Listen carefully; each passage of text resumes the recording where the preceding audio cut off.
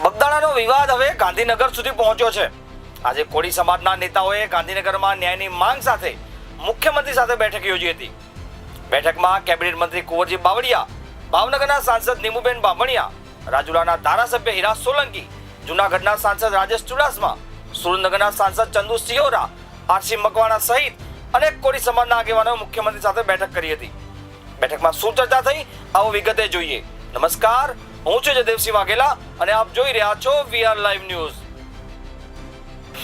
ગાંધીનગરમાં આજે કોળી સમાજના આગેવાનો અને ધારાસભ્યોની મહત્વપૂર્ણ બેઠક યોજાઈ હતી. મંત્રીમંડળના નિવાસસ્થાને પ્રથમ નાયબ મુખ્યમંત્રી અને ત્યારબાદ મુખ્યમંત્રી સાથે બેઠક યોજી કોળી સમાજના પ્રતિનિધિઓએ પોતાની રજૂઆત કરી હતી. બેઠકમાં કોળી સમાજના ધારાસભ્યો, સાંસદ સભ્યો તેમજ આગેવાનો મોટી સંખ્યામાં હાજર રહ્યા હતા. બેઠકનો મુખ્ય મુદ્દો બગદાણામાં નવનીત બાલદિયા પર થયેલા હુમલાના કેસમાં પીડિતને ન્યાય અપાવવાનો રહ્યો. તમને જણાવી દઈએ કે બગદાણાના નવનીત બાલદિયા નામના કોળી યુવક પર 29 ડિસેમ્બર 2025ની રાત્રે 8 શખ્સોએ હુમલો કર્યો હતો. આ હુમલાના ઘેરા પડઘા સમગ્ર રાજ્યમાં પડ્યા હતા. નવનીત બાલદિયાએ પોતાના પર થયેલા હુમલા પાછળ લોક સાહિત્યકાર માયાભાઈ આહિરના પુત્ર જયરાજ આહિરનું ષડયંત્ર હોવાનો ગંભીર આક્ષેપ કર્યો હતો. સાથે તેમણે આ કેસમાં પોલીસની કામગીરી સામે પણ સવાલો ઉઠાવ્યા હતા. તમને જણાવી દઈએ કે નવનીત બાલદિયા હાલ હોસ્પિટલમાં સારવાર હેઠળ છે. 1 જાન્યુઆરી 2026ના રોજ રાજુલાના ધારાસભ્યએ હોસ્પિટલમાં તેમની ખબર અંતર પૂછવા માટે ગયા હતા. તે સમયે આ મામલે રાજ્ય સરકારમાં ઉચ્ચ સ્તરે રજૂઆત કરવાની જાહેરાત કરવામાં આવી હતી. તેના અનુસંધાને સોમવારે કોળી સમાજના ધારાસભ્યો અને સાંસદ સભ્યો ગાંધીનગર પહોંચ્યા હતા. તમને જણાવી દઈએ કે આજે સવારે તમામ આગેવાનો ગાંધીનગર ખાતે પરસોત્તમ સોલંકીના નિવાસ સ્થાને એકત્રિત થયા હતા. ત્યારબાદ તેઓ સ્વર્ણિમ સંકુલ જઈ મુખ્યમંત્રી અને રાજ્યના નાયબ મુખ્યમંત્રી હર્ષ સંઘવીને મળીને વિગતવાર રજૂઆત કરી હતી. આગેવાનોએ આરોપીઓને કડક સજા કરવામાં આવે અને પીડિત યુવકને સંપૂર્ણ ન્યાય અપાય તેવી માંગ ઉઠાવી હતી.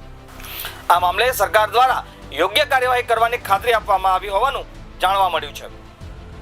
કોળી સમાજના આગેવાનો બગદાણા મુદ્દે આજરોજ મુખ્યમંત્રીના નિવાસ સ્થાને મળ્યા હતા અને ખૂબ જ મહત્વની બેઠક મળી હતી. આ સમગ્ર મામલે ચર્ચા કરવા માટે આપણી સાથે પુરુષોત્તમ સોલંકીના પુત્ર દિવ્યેશભાઈ સોલંકી અને કોળી સમાજના આગેવાન કહી શકાય એવા દિવ્યેશભાઈ આપણી સાથે છે. દિવ્યેશભાઈ, સીએમ નિવાસ સ્થાને આગેવાનો ભાઈ હીરાભાઈ, તમામ જે કોળી સમાજના આપણા જે સભ્યો છે તેમની મુલાકાત થઈ હતી. ખાસ કયા મુદ્દા હતા અને કયા મુદ્દે ચર્ચા? મુદ્દા અનુસંધાને તો સૌ કોઈ જાણે છે કે ભાઈ સમાજની એક એવી લાગણી હતી કે ભાઈ સમાજના યુવાન પર આવો હુમલો થયો છે. સાથે બીજા 1-2 મુદ્દાઓ એવા હતા.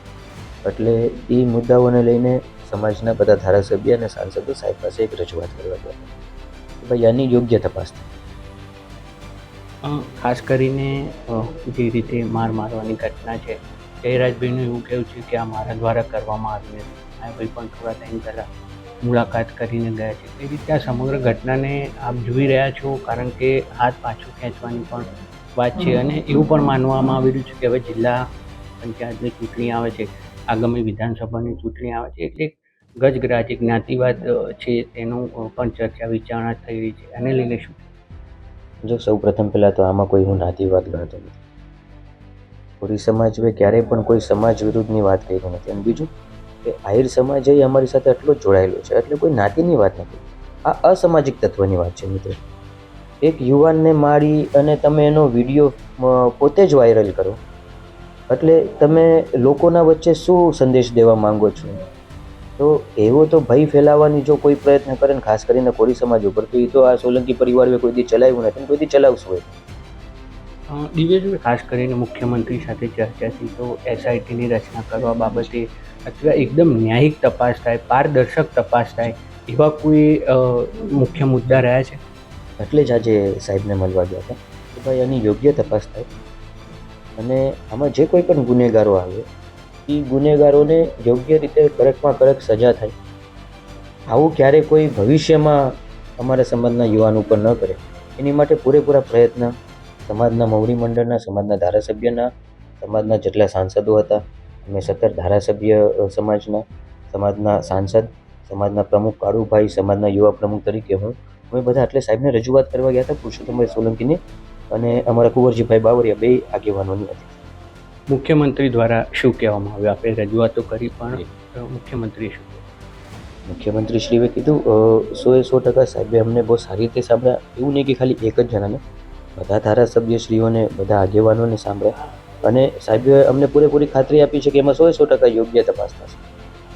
તો ચોક્કસથી હતા દિવેશભાઈ સોલંકી કે તેમનું સ્પષ્ટ કહેવું છે કે મુખ્યમંત્રી સાથે જે બેઠક છે ખૂબ જ સફળ રહી છે અને તમામ જે પારદર્શકતાથી આ સમગ્ર જે કેસ છે, ઘટના છે, તેને ઊંડાણપૂર્વક તપાસ થશે એ પ્રકારની હૈયાધારણા હાલ પૂરી સમાજને આપવામાં આવી છે. આનંદ બારોટ, વીઆર લાઈવ, ગાંધીનગર. આપ આ વિષય પર શું કહેશો અમને નીચે કોમેન્ટ બોક્સમાં જરૂરથી જણાવજો. ત્યાં સુધી મને આપશો રજા. નમસ્કાર.